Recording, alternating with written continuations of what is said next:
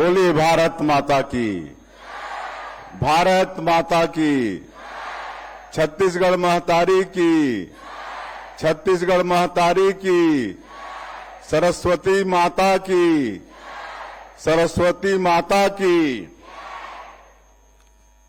आज परीक्षा पे चर्चा 2024 के इस प्रदेश स्तरीय कार्यक्रम में हम लोगों के बीच मंच में विराजमान हमारे प्रदेश के 8 बार के विधायक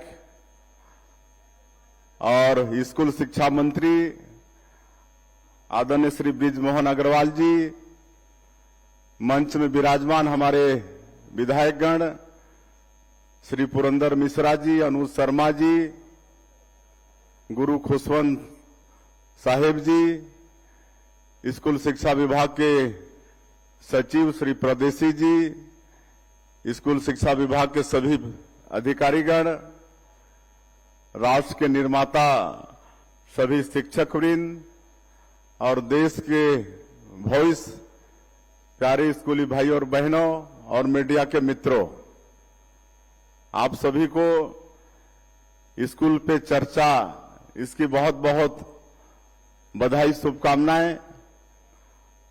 और ये सौभाग्य है भारतवर्ष का और भारतवर्ष के हमारे स्कूल के विद्यार्थियों का। परीक्षा नजदीक है, आप सब लोग तैयारी में जुटे हैं और ऐसे समय में माता पिता यार दोस्त लोग सब किसी न किसी रूप में परीक्षा की तैयारी में सहयोग करते हैं। लेकिन पहली बार ऐसे प्रधानमंत्री हुए हैं इस देश में नरेंद्र मोदी जी, जिनका ध्येय वाक्य है सबका साथ, सबका विकास, सबका विश्वास और सबका प्रयास। और आज हर चीज पर उनका ध्यान जाता है। आज 7वीं बार परीक्षा पे चर्चा उन्होंने किया है और आज हम सभी लोग उनको सुने हैं। तो मैं विद्यार्थियों से पूछना चाहूंगा, कुछ कॉन्फिडेंस तो डेवलप हुआ होगा आप लोगों का? हुआ कि नहीं? थोड़ा हुआ कि ज्यादा हुआ? ज्यादा हुआ ना? चलिए, बहुत बहुत आप लोगों को बधाई, शुभकामनाएं। और विद्यार्थियों का 5 लक्षण होता है आदर्श विद्यार्थी का, जानते हैं आप लोग? नहीं जानते हैं? मैं बताता हूं आप लोगों को। एक श्लोक है, काक चेष्टा उको ध्यानम स्वान निंद्रा तथैव च अल्पाहारी गिरीह त्यागी इति विद्यार्थिनो 5 लक्षणम। सुने थे कि नहीं? पढ़े थे? एक जो आदर्श विद्यार्थी होता है उसके 5 लक्षण होना चाहिए, 5 गुण होना चाहिए। काग चेष्टा, काग मतलब कौवा। आजकल कौवा भी कम हो जा रहे हैं, लेकिन देखते हैं आप लोग शहरों में दिख जाते हैं, वो रोटी के लिए कितना प्रयास करता है, बार बार प्रयास करता है। भीड़ में अगर अनाज का टुकड़ा भी पड़ा है, रोटी का टुकड़ा पड़ा है तो उठाने का प्रयास करता है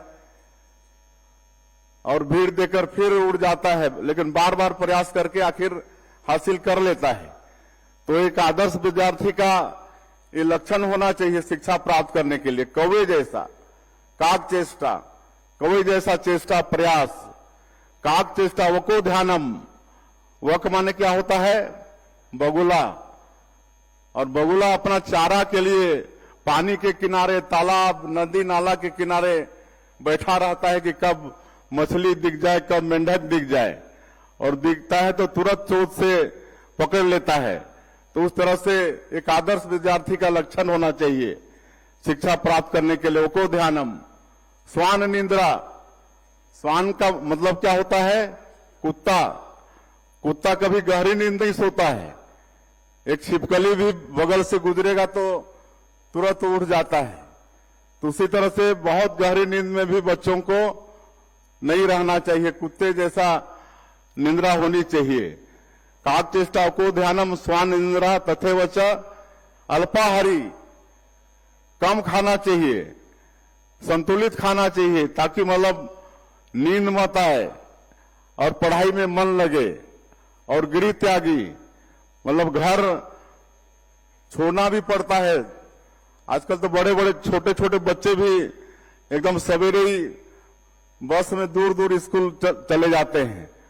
और प्राचीन काल में तो गुरुकुल व्यवस्था थी, बच्चे गुरुकुल में चले जाते थे और वर्षों वर्षों तक वहीं रहकर कभी कभार अपने माता पिता के पास आते थे। तो ये 5 गुण एक आदर्श विद्यार्थी का होना चाहिए। और जिस विद्यार्थी में ये 5 गुण हो गया तो उसको परीक्षा में ज्यादा चिंता करने की आवश्यकता नहीं होगी, कहे कि उसका जो भी कोर्स है साल भर का उसको अच्छे से याद हो जाएगा। और परीक्षा का क्या मतलब हुआ? पर मतलब दूसरा, इच्छा मतलब परीक्षा दूसरे की इच्छा। अब साल भर कोर्स पढ़ते हैं हम लोग, लेकिन उसी में से कुछ सेलेक्ट होते हैं प्रश्न। लेकिन हमको लगता है कि परीक्षा जो होता है वो दूसरे की इच्छा के हमारे गुरुजन तैयार करते हैं क्वेश्चन, उनकी इच्छा से होता है, लेकिन कोर्स के अंदर ही रहता है। फिर भी कभी कभी भय तो होता ही है परीक्षा से। जब परीक्षा आता है तो भय होता है, पता नहीं कौन सा क्वेश्चन आएगा, तो ये सब होता है। तो यही सब भय नहीं रहे विद्यार्थी के पास, इसलिए हमारे प्रधानमंत्री जी ने इस 7वां बार ये स्कूल पे चर्चा किया है। तो आप सब लोग विस्तार से सुने हैं। मैं एक ही आग्रह करना चाहूंगा, आज इस वातावरण में हमको भी अपना बचपन याद आ गया, स्टूडेंट लाइफ आज याद आ गया। परीक्षा देते समय एक तो कॉन्फिडेंस के साथ सब प्रधानमंत्री जी बता चुके हैं, कोई टेंशन में नहीं तो कभी क्या होता है कि परीक्षा आता है तो पढ़ाई हम लोग रात दिन करते हैं, खाना पीना भूल जाते हैं, सोना भूल जाते हैं और सीधा पढ़ाई करते हैं। तो ये भी ठीक नहीं है, प्रधानमंत्री जी ने आप लोगों को बताया है। और जब परीक्षा हाल में जाते हैं तो एक सीमित समय है, क्वेश्चन पेपर या उत्तर पुस्तिका आपके पास आती है, तो उसमें से कई क्वेश्चन रहते हैं, उसमें से कुछ क्वेश्चन हल करने होते हैं। तो मेरा ये सलाह होगा कि आप लोगों को सरसरी निगाह से तो देखना चाहिए कौन कौन सा क्वेश्चन है और उसमें से कितना हल करना है। तो जिस क्वेश्चन का आप आसानी से समाधान कर सकते हैं, हल कर सकते हैं, ऐसे क्वेश्चन का सबसे पहले उसका आंसर लिखना चाहिए। और इस तरह से दूसरे नंबर में इस तरह से क्रम करना चाहिए। एक बार जैसे ही आपके पास उत्तर पुस्तिका आ जाता है तो जितने भी क्वेश्चन है उसको सरसरी दृष्टि से पढ़ लेना चाहिए। और अगर 10 में 5 करना है तो 5 जो सबसे अच्छा, जिसको आप जानते हैं, जानकारी है, ऐसा सेलेक्ट करके 5 को वो लिखना चाहिए। तो निश्चित रूप से उससे आपके सही आंसर भी आएंगे और समय का भी आपका बचत होगा। तो मैं समझता हूं ये भी एक परीक्षा अच्छे से देने के लिए यह अच्छा उपाय है। और यहाँ पर हमारे शिक्षा मंत्री जी बहुत वरिष्ठ हैं, 8 बार के विधायक हैं, अनुभवी भी हैं। निश्चित रूप से इस देश में नया शिक्षा नीति भी आ रही है हमारे प्रधानमंत्री जी के मार्गदर्शन में। तो शिक्षा नीति के कारण यहाँ पर पढ़ाई का स्तर भी और अच्छा होगा। और मुख्यमंत्री के नाते हम ये कहना चाहेंगे कि हमारे अनुभवी शिक्षा मंत्री के मार्गदर्शन में निश्चित रूप से जितना अच्छा से अच्छा हो सकता है हमारे प्रदेश में अच्छा से अच्छा शिक्षा और दूरस्थ अंचलों तक शिक्षा पहुंचा पाए, ऐसा प्रयास छत्तीसगढ़ सरकार का रहेगा। परीक्षा नजदीक है, सभी विद्यार्थियों के साथ हमारी बहुत बहुत शुभकामनाएं हैं। अच्छी तैयारी के साथ भय मुक्त होकर आप सब लोग परीक्षा दें। आप सब लोग इस देश के भविष्य हैं, इस देश के कर्णधार हैं, इस देश का भविष्य आप लोगों के कंधे पर टिका हुआ है और शिक्षक तो हमारे राष्ट्र के निर्माता हैं। सबको फिर से हम एक बार बहुत बहुत शुभकामनाएं देते हुए अपनी बात अंत करते हैं।